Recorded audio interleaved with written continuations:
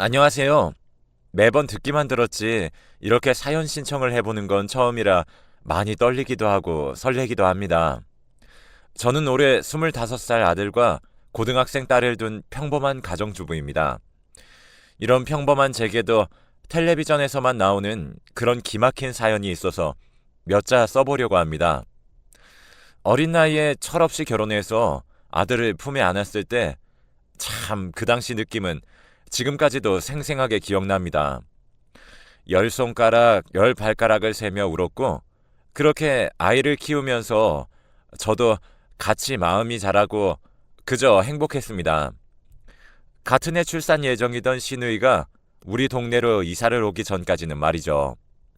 형님은 저보다 10살이 더 많지만 결혼을 늦게 하기도 하였고, 아기를 간절히 바랐지만 잘 들어서지 않아 포기하려고 하던 그쯤에 아기가 생겨 누구보다도 조심하고 10달을 잘 품으려 노력하였습니다. 형님과 저는 같은 지역에 있지만 차로 1시간 정도 떨어진 거리에 있기에 서로 드문드문 연락하며 대소사를 챙기는 게 대부분이었죠.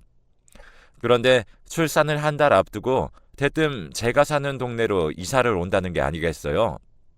제 아들이 100일이 좀 넘었을 한여름에 그것도 소리 소문 없이 이사 온다고 하는 형님에게 무슨 일이 있나 걱정되기도 했지만 일단은 대수롭지 않게 넘겨버렸습니다.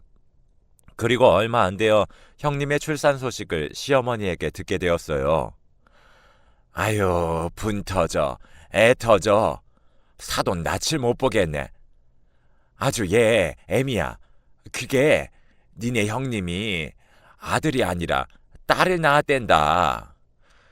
요즘과는 달리 아들, 딸을 예측하는 것이 병원에서도 어려웠던 그 시절에 자주 있던 일이지만 시어머니는 분통이 터진다며 제게 형님이 딸을 낳았다고 알렸습니다. 그때 당시 형님의 태몽도 엄청나게 큰 노란 구렁이가 집안의 딸이를 들고 앉아 형님을 지그시 바라보았다고 하였고 배 모양도 둥글 넓적한 것이 영락없는 아들이었기에 다들 그럴 거라고 확신을 했었어요. 그런데 딸이라는 것이었습니다. 여기서 문제인 게 시어머니는 남아선호 사상이 아주 강력하게 자리 잡은 분이셨습니다. 그래서 늘 신랑은 사랑받고 부족한 것 없이 자라왔지만 형님은 늘 뒷전에서 알아서 취업하고 네 밥그릇은 네가 챙겨라 하는 서름을 받고 자랐습니다. 그래도 그나마 요즘은 아들을 가졌으니 사돈도 좋아할 거고 웬일이냐 하며 친정의 따뜻함을 느끼는 찰나였는데 딸을 낳았다고 하니 난리가 난 것이죠. 그렇게 형님은 아이를 낳았다는 기쁨과 행복을 많은 이들의 축하 속에서 누리지 못하고 그저 딸을 낳은 죄인이 되고 말았습니다. 그리고 얼마의 시간이 흘렀습니다. 무탈하게 사는 것도 복이라는 게 이런 건가 싶을 정도로 아이는 건강하고 씩씩하게 자랐고 미운 4살이 되니 더욱 활발해져 쫓아다니느라 하루가 끝날 정도였습니다. 그때도 아들의 하원을 같이 하다가 벼랑간 놀이터에 막 뛰어들어가는 바람에 저도 아들을 막 부르며 같이 뛰어가 벤치에서 겨우 숨을 고르고 있었죠. 똑바로 못 걸어? 발을 뒤집지 말고 제대로 걸으란 말이야. 벤치 아래로 스르륵 몸을 미끄러뜨린 채 부채질을 하는데 멀지 않은 곳에서 귀에 익은 목소리의 여성이 윽박지르는 소리가 들렸습니다. 뒤이어 아이의 서럽게 우는 소리가 들렸지만 윽박지르는 여성의 소리는 좀처럼 줄어들 생각을 하지 않았죠. 저는 누가 도대체 바깥에서 이렇게 애를 훈육하나 싶어 벤치에서 몸을 일으켜 뒤를 돌아보았습니다. 뒤돌아본 시선 끝에는 자꾸만 오른쪽 발을 뒤집으며 절름거리는 여자아이와 그 아이의 어깨를 잡고 다그치는 엄마가 있었습니다. 그리고 그 엄마는 바로 형님이었습니다. 저는 너무 놀란 나머지 흡거리며 두 손으로 입을 틀어막고 다시 벤치 아래로 주저앉아 몸을 감췄습니다. 아이를 낳고 같은 동네에 있었지만 시어머니의 철통수비와 같은 눈치에 형님에게 맘 편히 연락 한번 못했었고 어쩌다 연락이 닿으면 아무렇지 않게 아이 사진을 보내며 각종 사치스러운 육아용품들도 자랑하고 곧 놀러 갈게라는 말을 뒤로 한 채 감감무소식이던 형님. 문득 생각이 나서 신랑과 형님 댁에 놀러 가기 위해 연락해보면 늘 바깥에 나왔다며 만나기를 꺼리던 형님을 저는 단순히 시어머니의 귀에 이야기가 들어가는 것이 싫어서라고만 생각했었는데 사실은 그게 아니었구나 싶었습니다. 저는 놀란 마음을 좀 추스르고 여전히 놀이터 화단 뒤쪽에서 꾸지람하는 형님에게로 갔습니다. 저, 형님. 말을 늘어뜨리며 우물쭈물하는 제 목소리 사이로 형님의 말이 뚝 끊겨버렸어요. 형님은 얼어붙은 얼굴로 뒤돌며 억지로 입꼬리를 올리며 제게 인사해 주었죠. 어쩔 줄 몰라 옆에서 쭈뼛거리며 서 있는 제가 다 들은 것을 눈치채고 얼굴이 불그락 푸르락해지더니 깊은 한숨을 쉬며 이마에 손을 얹고 벤치로 가자 했습니다. 그리고 한참을 둘이 멍하니 놀이터의 미끄럼틀만 바라보다가 형님은 먼저 운을 뗐습니다. 봤어? 그래. 애가 원인도 모르겠는데 걸음을 잘 못 걸어. 뱃속에서부터 가진 병이라고 하는데 잘 모르겠어. 나는 나이 먹어서 귀하게 얻은 앤데 여기저기 눈치 본다고 원망하다 보니 애도 저런가 싶고 딸내미들이 말도 빠르다던데 그것도 아닌가 봐. 전부 다 내 탓 같고 그냥 다 그래. 이런 꼴 보여주기 싫어서 그간 피했는데 나 참 많이 못났지? 양손 깍지 낀 채 얼굴을 감싼 형님은 고개를 들 수조차 없는 채 땅만 발로 비비적대며 말을 이어나갔어요. 엄마한테는 비밀로 해줘 그냥. 저는 그런 형님의 손을 꼭 잡은 채 괜찮다고 위로해주며 엉엉 소리를 내 울었습니다.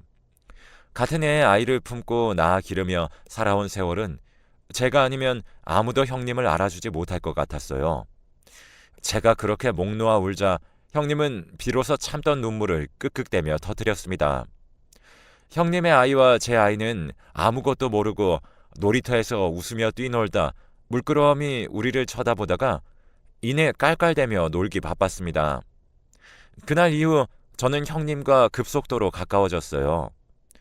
우리 신랑도 불편하다 하여 형님은 항상 낮 시간대에 저와 같이 시간을 보냈고 미운 4살을 함께 견디며 키우는 정도 깊어졌습니다.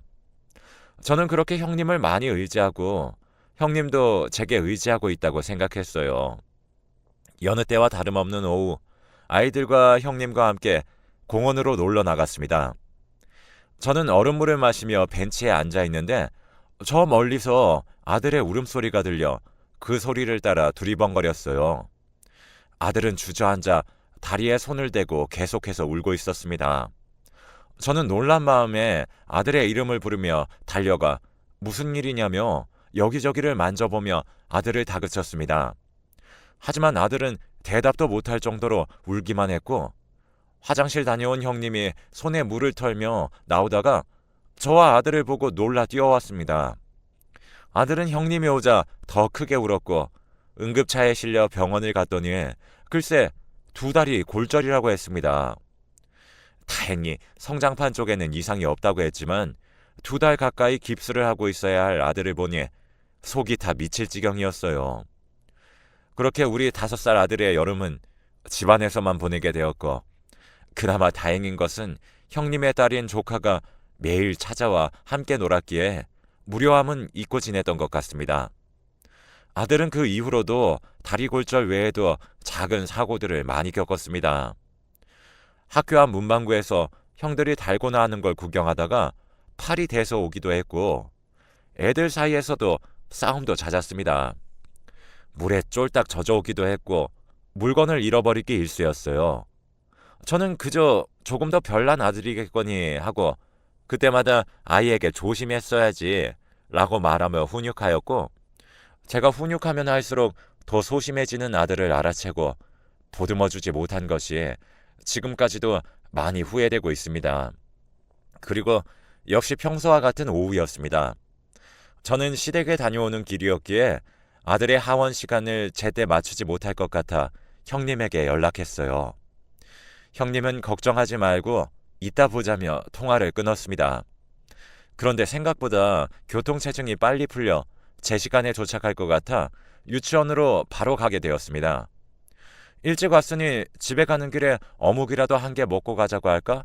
흥얼거리며 유치원이 있는 골목의 커브를 돌기 전 놀이터에서 무언가 쿵 하는 소리와 아이의 비명이 짧게 들렸습니다. 저는 끌려가듯 그 소리에 뛰어갔고 거기서는 얼굴을 가리고 아들에게 뛰어가는 형님이 있었습니다. 아들은 그네보다 더 먼 모래 사이에 떨어져 입에 모래가 들어갔는지도 모르는지 목 놓아 울기 바빴습니다. 그네는 얼마나 세게 밀었는지 아직도 힘이 바짝 들어가 흔들리고 있었고 저는 당장 달려가려다 소스라치게 놀라 주저앉고 말았어요. 아직도 그날의 그 표정과 장면은 잊히지 않습니다. 형님은 그 자리에서 제 아들을 보며 웃고 있었습니다. 삐져나오는 웃음을 견딜 수가 없다는 듯이 입을 틀어막고 너 또 넘어지니? 어쩜 이렇게 종이 같을까? 넌 너무 약해서 걱정이다. 참, 나중에 사내 구실은 제대로 하겠니? 하는 형님이 사람으로 보이지 않았습니다. 손끝에서 발끝, 다리, 발가락 사이사이로 온몸을 휘감는 소름과 떨림에 어쩔 줄 몰랐습니다. 머리에는 온통 도대체 왜?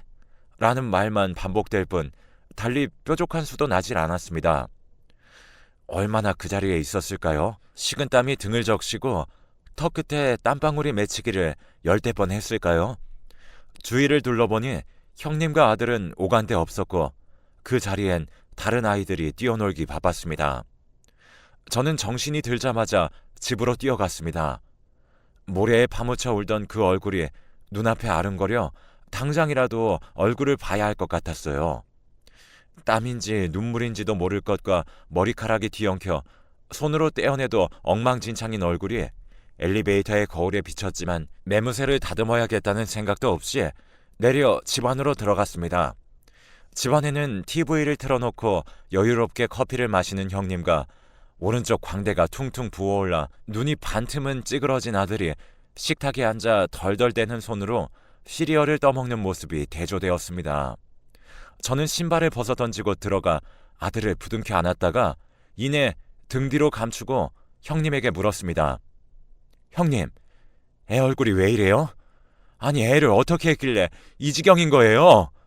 고래고래 고함 지르며 눈을 부릅뜨자 형님은 본인에게 화를 내는 것이 어이없다는 듯 웃으며 커피잔을 내려놓았어요. 왜 내가 했다고 생각해? 동서도 참 웃긴다. 사람이 고맙다는 말이 먼저 아닌가? 이건 또 무슨 황당한 소리란 말인가요? 어떤 상황이 있었는지 다 알고 있는데 뻔히 보이는 거짓말을 하는 형님이 참 무서웠습니다. 제가 다 봤어요, 형님. 아까 내 아이 떠밀어 놓고 웃고 있던 거 제가 다 봤다고요. 형님 참 무서운 사람이네요. 도대체 애가 무슨 잘못이 있다고 이러는 거예요?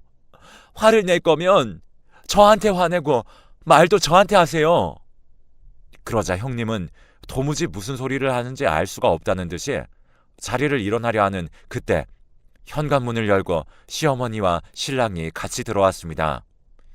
이미 복도 밖으로 고함치던 소리가 다 들렸는지 어머니는 잔뜩 성이 난 얼굴로 뛰어들어가 형님의 뺨을 그대로 내쳤습니다.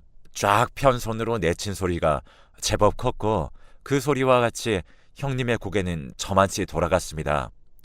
어머니는 기어이 네가 사고를 치지, 기어이 네가 사고를 쳐 라는 말을 하자 형님은 엄마는 뭘 안다고 나한테 손찌검이냐고 바락바락 대들었고 그 분노는 이내 제게도 돌아왔습니다. 그래, 아들 낳고 행복하게 사는 거 아주 역겨워 죽겠어.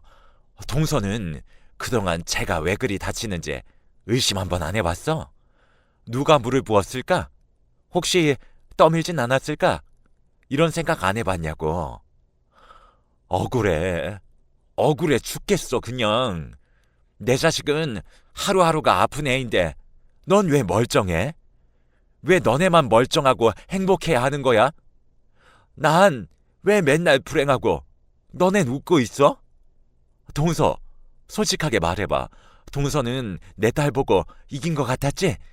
그날 놀이터에서 내 비밀을 안 그날부터 나를 밟고 서 있다는 도치감에 빠져 살았지? 나 다 알아. 안다고. 시어머니와 신랑은 이게 무슨 소리냐며 알 수 없는 표정으로 저를 쳐다보았고, 저는 그간 형님에게 서로 의지하고 있던 시간을 부정해야 하기에 머리가 지끈거렸습니다. 형님은 요즘 인기 있는 시즌 드라마의 악녀처럼 소리를 지르며 발을 동동 굴렀고, 한참 포악질을 하다가 신랑의 손에 의해 형님은 쫓겨났습니다. 형님은 쫓겨나면서도 동서, 너도 나랑 같은 처지여야 하잖아. 그래야만 너는 나랑 완벽하게 이해하잖아. 그렇지 동서? 라며 앞으로도 나와 우리 아이에게 해코지할 것이라고 말했고, 그날 밤 저는 모든 비밀번호를 다 바꾸고 어머니와 신랑을 불러 앉혀두고 2년을 거슬러 올라가 모든 이야기를 전했습니다. 그저 평범한 일상이겠거니 간과했던 저 자신도 너무나도 원망스럽고, 이유 없이 다쳐야만 했던 울 아들에게도 미안하고 슬퍼서 눈물만 났습니다. 그렇게 저희는 결혼 후 쭉 살아온 동네를 떠나게 되었습니다. 형님이 아니었다면 아마 평생을 그곳에서 살았을 만큼 인심도 좋고 환경도 좋은 곳이었습니다만, 이제는 아이를 지켜야겠다는 생각 하나로 아무것도 필요 없게 된 일이었습니다. 그곳에 계속 남아있었더라면 형님은 어떻게든 저를 망치려 애썼을 겁니다. 단순히 같은 해의 아들을 낳았고 비교 대상에서 자신은 항상 우위에서 뒤처지기에 자격지심으로 똘똘 뭉친 그 마음으로 원망하고 살겠지요. 저는 그렇게 동네를 떠나 아무도 모르는 곳에서 새롭게 삶을 시작했어요. 그간 많이 위축된 아이를 위해 나날이 지극정성으로 보살폈고, 가정에 조금은 무관심했던 신랑도 그 일을 계기로 대화도 행동도 제법 다정하고 주말에는 가족과의 시간으로 채우려 노력하였습니다. 시어머니에게도 처음엔 이사한 곳을 말하지 못했습니다. 그저 자주 찾아뵙고 이해해달라고 하기를 반복하였지, 혹시라도 누군가 찾아올까봐 겁이 났었거든요. 아무튼 그렇게 안정을 찾아갈 때쯤 제게도 둘째 소식이 찾아왔고, 우리는 네 식구로 지금껏 잘 살아왔습니다. 가끔 들리는 소식에 의하면 형님은 그 동네에서 다른 아이에게도 똑같이 해코지하여 경찰서에 들락거리기를 수십 번 하다가 이제는 어디로 갔는지도 모른다고 하였습니다. 조카는 어머니가 형님을 대하듯 형님도 조카를 그렇게 대해 삐뚤어질 대로 삐뚤어진 25을 보내고 있었습니다. 저도 이렇게 남의 이야기를 하듯 시댁 식구들을 대하고 살았는데 사건은 아직 끝이 아니었나 봅니다. 지난주 모르는 번호로 전화가 5통 정도 부재중으로 떠있길래 별 생각 없이 걸어보았더니, 참 20년이 다 돼서 들어도 바로 알아챌 수 있는 그 목소리의 주인공은 다름 아닌 형님이었습니다. 나야 동서, 잘 지내지? 라고 말끝을 흐리는 핸드폰 너머의 목소리를 그만 듣고 싶어 끊으려는데 통사정을 합니다. 제발 끊지 말고 한 번만 만나달라며 애걸복걸하는데 바보같이 저는 또 그 자리에 나가보았다는 겁니다. 앙상하게 마른 체형에 머리가 제법 빠져 엉성하고 그 머리를 귀 뒤로 넘기며 내가 오기를 기다리던 형님, 뒤돌아서 다시 가버릴까 생각하다가 여기까지 나온 김에 이야기나 들어보자 생각해서 또 말을 걸었습니다. 그러자 형님은 보자마자 제 손을 잡더니 막 울더라고요. 미안하다고, 정말 미안하다고, 지난날 많이 반성하고 있으니 용서해 달라고요. 위암 말기라고 하더군요. 돈도 없어서 항암 치료도 포기했고 이제 살아온 날을 다 정리하고 있는데 제가 생각나서 눈앞에 아른거리기에 꼭 만나서 사죄하고 싶었다고 했습니다. 사람들이 꽤 많이 지나다니는 거리였는데 거기서 절 붙잡고 울며 매달리는 형님을 보니 사실 도망치고 싶었고 한편으로는 애잔하기도 했습니다. 정말 2번 다시 만나기 싫었던 형님이지만 세월이라는 게 참 무섭나 봐요. 그 미워하고 또 미워하던 시간이 조금은 무뎌졌는지 저는 형님의 어깨를 잡고 흔들며 여기서 왜 이러고 있냐고 같이 울먹였습니다. 그날 저녁 신랑에게 형님의 소식을 알리자 신랑은 이미 알고 있는 눈치였습니다. 말이 들리듯 안 들리듯 조그마하게 대충 대답하는 것을 보니 바로 알겠더라고요. 그러면서 형님을 이제 그만 용서해주면 안 되겠냐고 하는데 다시 피가 거꾸로 솟는 것 같았습니다. 물론 형님을 직접 봤을 때는 그런 생각이 아주 잠깐은 들었지만 여전히 용서가 안 되는 게 사실인 것 같거든요. 저는 그래서 지금 신랑과도 냉전 중에 있는 상태입니다. 길고 긴 제 이야기를 잘 들어주셔서 고맙습니다.